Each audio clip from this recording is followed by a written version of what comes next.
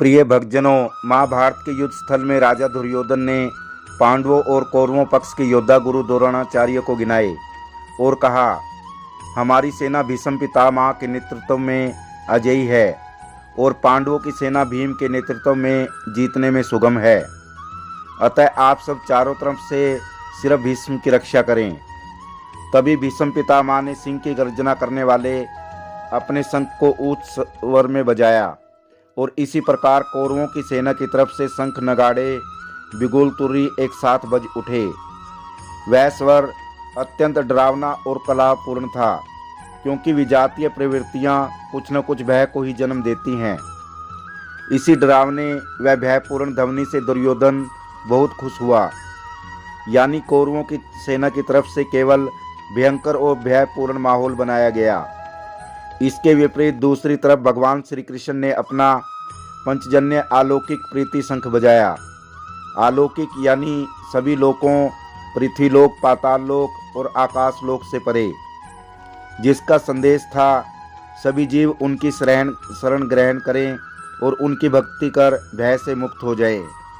प्रिय भक्तजनों, इस प्रकार संजय महाराज धृतराष्ट्र से बोले, हे राजन, इस प्रकार अर्जुन ने देवदत्त शंख, कुंती पुत्र राजा युधिष्ठिर ने अपना अनंत विजय नामक शंख बजाया। इसी प्रकार नकुल और सहदेव ने सुघोष एवं मणिपुष्पक शंख बजाए। महान धनुर्धर काशीराज, परम योद्धा शिखंडी, धृष्टद्युम्न, विराट, अजय, सात्विकी द्रुपद, ध्यान रूपी द्रौपदी के पुत्र तथा सुभद्रा के महाबाहु पुत्र आदि सभी ने अपने अपने शंख बजाए। प्रिय भक्तजनों, इस प्रकार कौरवों की असुर सेना ने भयावह ध्वनि कर सिर्फ भय को जन्म दिया। वहीं पांडवों की सेना की ओर से अनुराग, सत्य भाव और शांति की घोषणा की गई। पांडव पक्ष की इस प्रकार की ध्वनि ने धृतराष्ट्र पुत्रों के हृदय विदीर्ण कर दिए, क्योंकि सत्य ही भय को खत्म करता है। प्रिय भक्तजनों, उसी समय हनुमान से अंकित ध्वजा लगे रथ पर आसीन अर्जुन ने भगवान श्री कृष्ण से कहा, कृपया करके मेरा रथ दोनों सेनाओं के बीच में ले चलें, जिससे मैं यहाँ उपस्थित युद्ध की अभिलाषा रखने वालों को और शस्त्रों की इस महान परीक्षा में जिनसे मुझे संघर्ष करना है देख सकूं।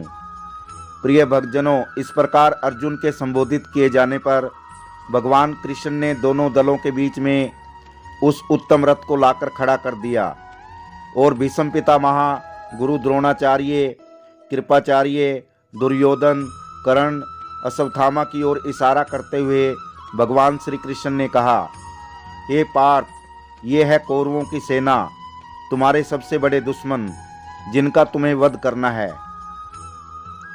प्रिय भक्तजनों, भगवान श्री कृष्ण से वध की बात सुनकर अर्जुन ने दोनों पक्षों की सेनाओं के मध्य में अपने चाचा ताऊओं, पितामहों, गुरुओं, मामाओं, भाइयों, पुत्रों, पौत्रों, मित्रों, ससुरों और शुभचिंतकों को देखा।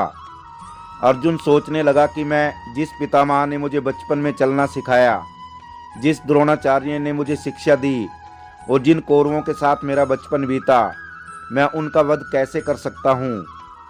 प्रिय भक्तजनों, इस प्रकार सगे संबंधियों को देखकर अर्जुन करुणा से अभिभूत हो गया और भगवान श्री कृष्ण से बोला, हे कृष्णा, इस प्रकार युद्ध की इच्छा रखने वाले अपने मित्रों, गुरुओं तथा संबंधियों को अपने समक्ष उपस्थित देखकर मेरे शरीर के अंग कांप रहे हैं और मेरा मुंह सूखा जा रहा है। प्रिय भक्तजनों, अर्जुन बोला, मेरा सारा शरीर कांप रहा है, मेरे रोंगटे खड़े हो रहे हैं, मेरा गांडीव धनुष मेरे हाथ से सरक रहा है और मेरी त्वचा जल रही है। हे कृष्णा, इस युद्ध में अपने ही स्वजनों का वध करने में न तो मुझे कोई अच्छाई दिखती है और न ही मैं युद्ध के बाद किसी प्रकार की विजय, राज्य और सुख की इच्छा रखता हूँ।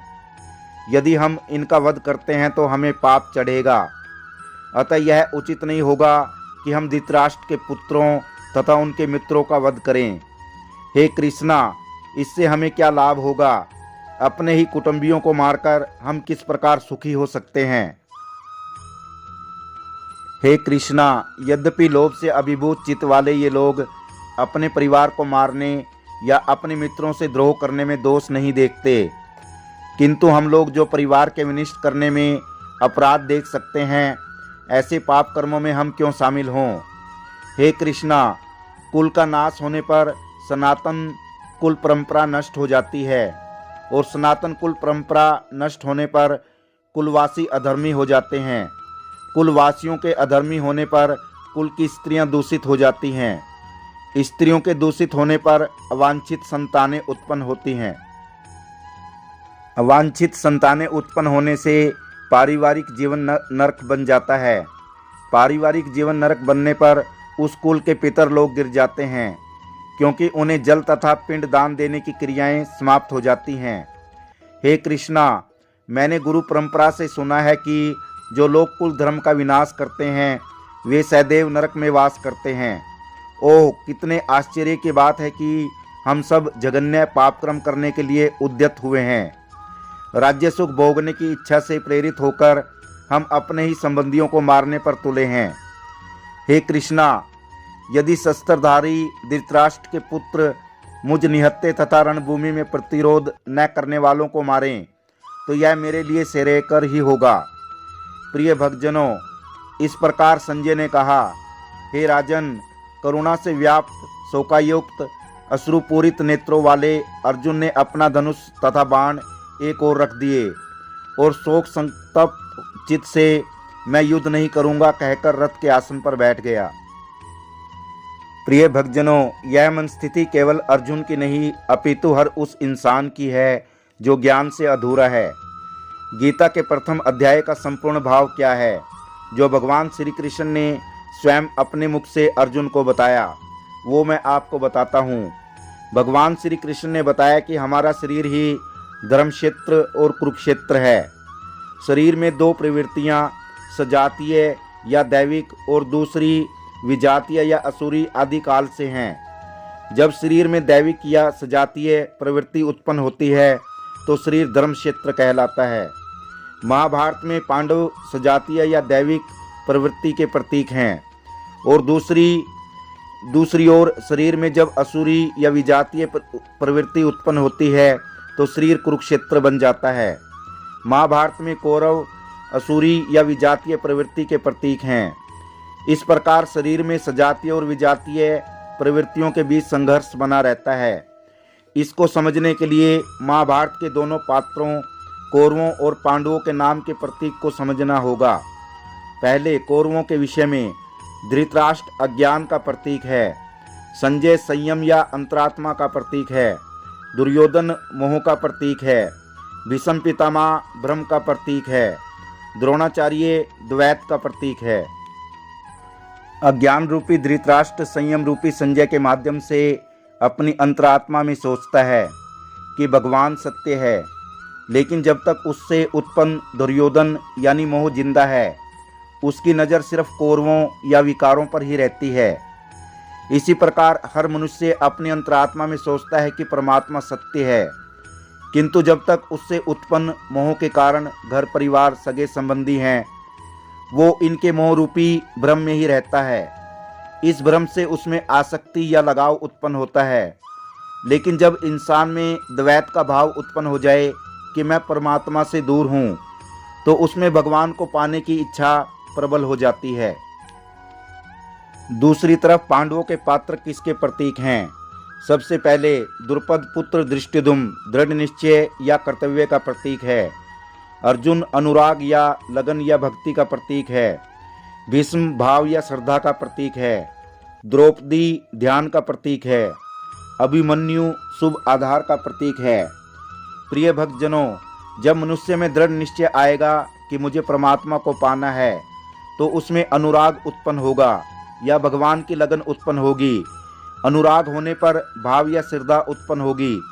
भाव या श्रद्धा से ध्यान की स्थिति आ जाएगी। ध्यान की स्थिति आने पर मन में शुभ आधार आ जाएगा और शुभ आधार आने पर काम क्रोध मोह लोभ और भय नष्ट हो जाएगा और ईश्वर प्राप्ति हो जाएगी। ईश्वर प्राप्ति के साथ मुक्ति मिल जाएगी और जन्म मरण का चक्कर खत्म हो जाएगा। प्रिय भक्तजनों, इस प्रकार महाभारत के हर एक पात्र पांडव और कौरव किसी न किसी दैविक या असुरी प्रवृत्ति के प्रतीक हैं।